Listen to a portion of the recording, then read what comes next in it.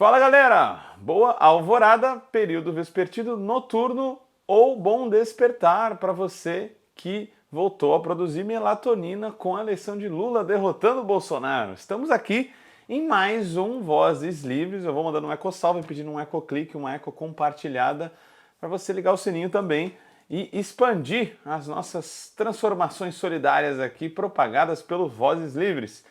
E hoje, galera, o recado é na lata, é a indicação desse livro aqui, que é um clássico aí para quem acompanha e quem gosta das ideias, de entender as ideias e das correntes do socialismo, sejam eles na sua maior diversidade possível existente, desde o socialismo utópico até o socialismo científico, mas principalmente de entender um pouco da concepção do Paul Singer, né? Um livro de Paul Singer com João Machado, Economia Socialista. Vocês vão esbarrar aqui com uma concepção muito diferente, assim, muito criativa, claro, com limitações também, com críticas a serem feitas, mas não menos interessante.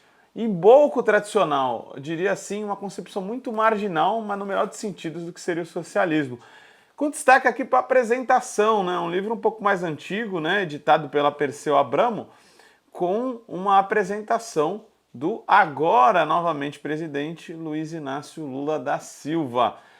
E a apresentação já vale muito, né? Vemos aqui um Lula diferente, né, do que a gente vê hoje, mas principalmente na parte do conteúdo, eu acho muito interessante a gente discutir um pouco das ideias centrais do livro, né? Por que é um pouco, digamos, marginal? Porque ele coloca em choque uma concepção que parece hegemônica para as pessoas, né? Socialismo como mais Estado, socialismo como mais estatização de tudo, socialismo como menos mercado. E isso seria uma simplificação, né? Já que a gente tem diversas correntes dentro desse setor aí do pensamento humano e das ciências sociais. Aqui a gente vai ver outro tipo de socialismo que ele vai apostar muito na questão dos mercados organizados de forma solidária, de forma associada, de forma cooperativa, né? Então ele vai opor de alguma forma e vai explicar um choque que a gente teve ali num momento histórico que foi essencial para essa tradição do pensamento humano, que foi a Revolução Russa, onde se opõe a ideia de centralização planejada, que foi a dominante e vencedora nesse processo, e a ideia de autogestão, né? Então a gente já sabe que a ideia de autogestão foi derrotada dentro do seio da Revolução Russa, dos sovietes, do processo revolucionário encabeçado por Lenin, e a gente teve a ideia de centralização planejada. Então, o Paul Singer é muito interessante lá na página 25 que a gente tem do livro, uma discussão muito interessante que ele traz, né? Ele vai comparar um pouco a economia do capitalismo com a economia do socialismo. Ele vai dizer assim, que o monopólio da empresa capitalista ele é meio que criado em maior escala, né? E o socialismo soviético tentou fazer uma grande superempresa a nível nacional, né? E para poder concentrar ali poder e poder desenvolver isso que se chamava das forças produtivas. E aí vão haver problemas, é claro, né? Por quê? Ele diz que no capitalismo, apesar de haver sim um planejamento centralizado nas empresas monopolistas, ele não se estende por toda a sociedade. Então as pessoas a todo momento estão fazendo decisões de apostas em seus planejamentos individuais de vida, vamos fazer assim, né? Então, vamos dizer que esse planejamento parcial ele não é total como o da economia socialista, né? Então ele faz uma crítica aqui, né? O planejamento que segue o modelo soviético é sempre total, abrangendo ramos inteiros de produção e economias nacionais inteiras também. Então, nenhum habitante do país tem a possibilidade de escapar legalmente do plano. É por isso que se pode falar de afinidade entre poder monolítico e planejamento geral. Então, ele vai fazer uma crítica aqui que as pessoas com o seu planejamento pessoal e a criatividade da comunidade, do povo, às vezes pode ser embarreirado pelo planejamento central. Então ele vai defender, em crítica ao capitalismo, né, como nos destrói também, uma possibilidade da autogestão, de inúmeras cooperativas estarem crescendo e as pessoas estarem se associando no meio dessa sociedade. É claro que ele também vai falar dos pontos positivos, né? O planejamento centralizado garante as coisas básicas para as pessoas, né? E isso é muito importante, saúde, educação, cria escala nesse sentido. E tem o advento do pleno emprego, né? As pessoas não tinham problema de se verem sem renda nenhuma, porque o pleno emprego era garantido nesse sistema. E aí na página 31, né, dando os meus destaques aqui, né, o nosso foco não é fazer um panorama geral, mas trazer algumas ideias aí para instigar a galera a apimentar as ideias para poder comprar o livro, ter acesso bem baratinho, tá, galera? Na página 31, ele traz essa ideia, né? Enquanto o socialismo do planejamento central ele funcionava e, apesar, por causa de como ele era arranjado e planejado, acabou havendo problemas com escassez por causa da centralização do investimento e etc., foi se criando uma dita economia dos vendedores, né? Então ele diz por aqui, o mercado de vendedor, que era constante na economia socialista, sempre tinha mais clientes do que podia atender, mas não tinham autorização esses vendedores para aumentar os preços que cobravam. Por isso tratavam os clientes com indiferença, se não com desprezo, deixando de bajular e eventualmente corromper para cumprir seu dever de vender, né? É claro que o capitalismo tem seus problemas também nesse sentido, mas ele vai dizer que os mercados de consumo no capitalismo são essencialmente de comprador, né? Tem mais oferta do que demanda. Os vendedores se esforçam para agradar os clientes, inundam as pessoas de propaganda e tentam seduzir essas pessoas com sorteios, ofertas, descontos, etc. Daí outros problemas, como o consumismo, como a gente buscar nesse processo, digamos, dopamínico do nosso cérebro, a felicidade em compras desenfreadas atrás de compras desenfreadas.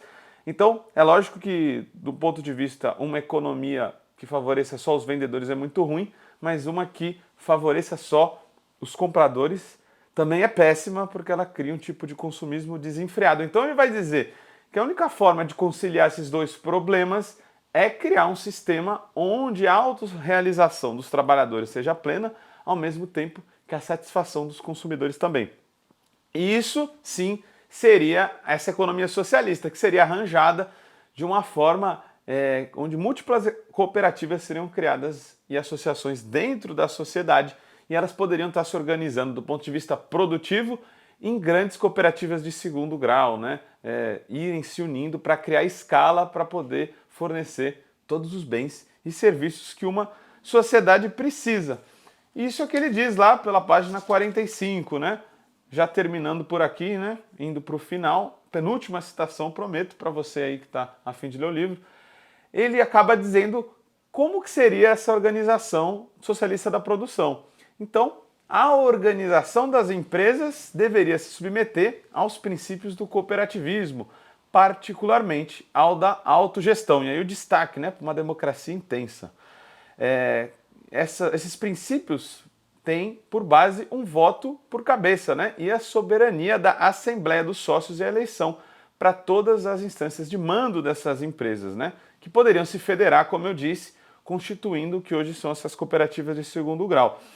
E aí vem uma grande pontuação, assim, que pode ser uma divergência assim, com outros setores do socialismo, que imaginam o assalariamento como uma alternativa para os trabalhadores, né?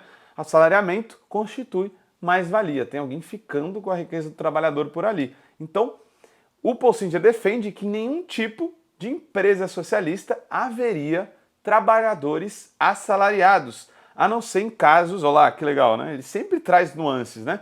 A não ser em casos excepcionais em que o trabalhador, tendo a opção de associar-se à empresa, prefere não fazer. Mesmo assim, o trabalho assalariado só seria aceitável em caráter temporário, até que a empresa tenha encontrado trabalhadores que possam cumprir a função ao se tornarem sócios.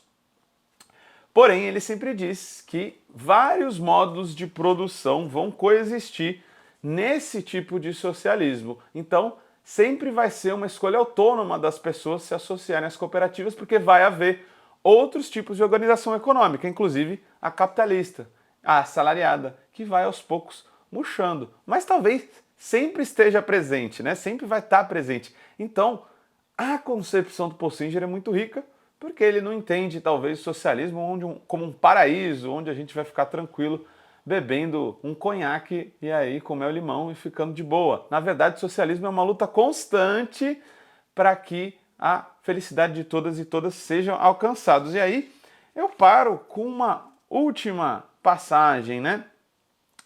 Que também é polêmica por aqui, né? Ele acredita que essa economia socialista deve ser assim organizada, né? Nos países onde o socialismo real, o socialismo realmente existente foi predominante, outros modos de produção eram proibidos por constituir atividades econômicas ilegais e semi-legais. Isso viola direitos humanos essenciais, olha, né, fazendo uma crítica aí um pouco desconfortável para nós, né, de uma tradição socialista. Então todos os cidadãos deveriam ter sim direito de se organizar em atividades econômicas de acordo com a sua preferência, desde que não firam os direitos alheios. Aí que ele diz que só os modos de produção escravagista e de servidão deveriam ser proibidos.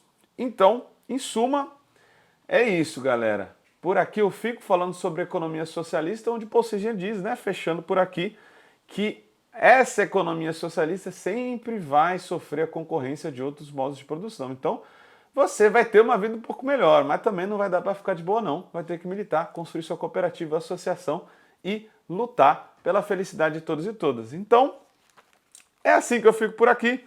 Paul Singer é sempre uma boa, o nosso cantor da revolução. Confira lá, Economia Socialista de Paul Singer. Eu vou dando um ecosalve. Até mais e um abraço! Como todo trabalho independente, esse podcast pode estar por um um Pix, ou melhor, um Tris, sem o apoio solidário de seus ouvintes. Portanto, se você já se divertiu conosco, se enriqueceu, se informou, ou se fomos apenas um passatempo para você, nos ajude para que continuemos existindo. Sem financiamento, sem independência. Portanto, ajude o Vozes Livres se tiver consciência. Isso pode ser feito pelo nosso apoia-se /podcast Vozes Livres ou pelo Pix, pelo e-mail podcastvozeslivres@gmail.com, escrevendo no assunto a palavra Vozes. Nos acompanhe nas redes sociais, @Livrescop e @Livresprodutos do Bem. O Vozes Livres é um podcast realizado pela Rede Livres e financiado pelo Sindicato dos Químicos Unificados de Campinas e Região e pela Federação dos Trabalhadores do Ramo Químico do Estado de São Paulo. Produzido coletivamente por Guilherme Prado, Vitória Felipe e pelo coletivo Orvalho Filmes, composto por Eduardo Ferreira, Gaspar Lourenço e Guilherme Bonfim.